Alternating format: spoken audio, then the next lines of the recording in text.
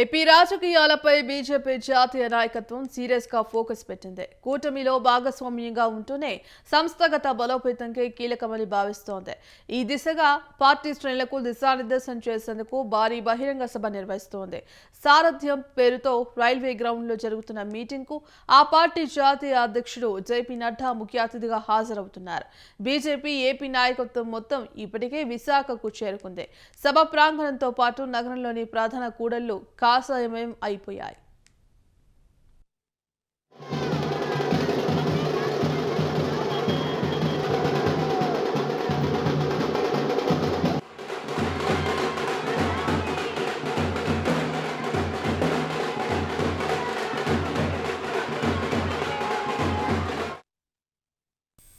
భారీ hoardings, BJP జెండాలు రెపరెపలాడుతున్నాయి. కేంద్రం రాష్ట్రంలో డబుల్ ఇంజన్ సర్కార్ నడుపుతున్న ఎన్డీఏ సాధించిన విజయాలు, ఏపీకి ఇస్తున్న ప్రాధాన్యతను ప్రధానంగా చెప్పబోతోంది బీజేపీ.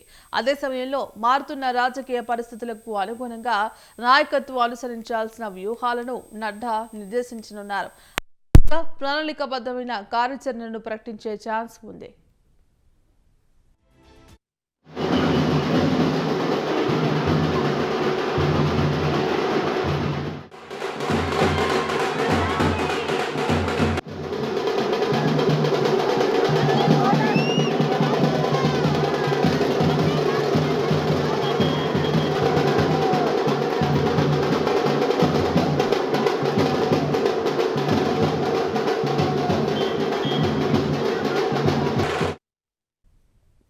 రెండు 2024 ఎన్నికల్లో కూటమి, వైసీపీ, కాంగ్రెస్ సహా ఇతర రాజకీయ పార్టీలకు ఏపీలో 43% ఓట్లు నమోదయ్యాయి.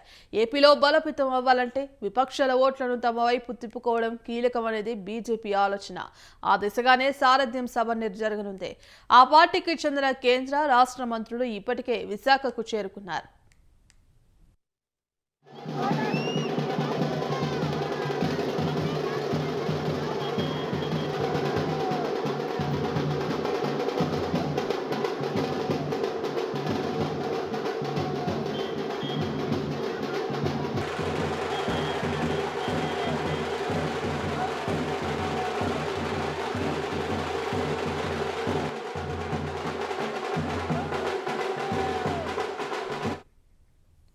సభ ఏర్పాట్లను మంత్రి సత్యకుమార్ యాదవ్ పరిశీలించి నాయకత్వానికి సూచనలు చేశారు.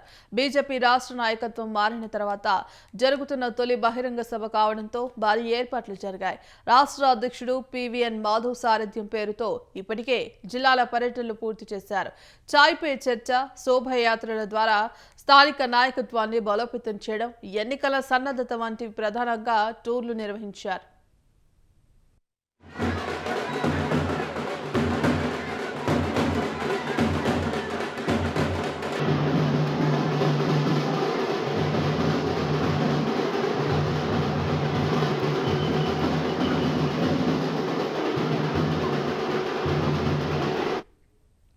ఈ షెడ్యూల్ కు ముగింపుగా సారథ్యం ముగింపు సభను విశాఖలో ఆర్గనైజ్ చేస్తోంది.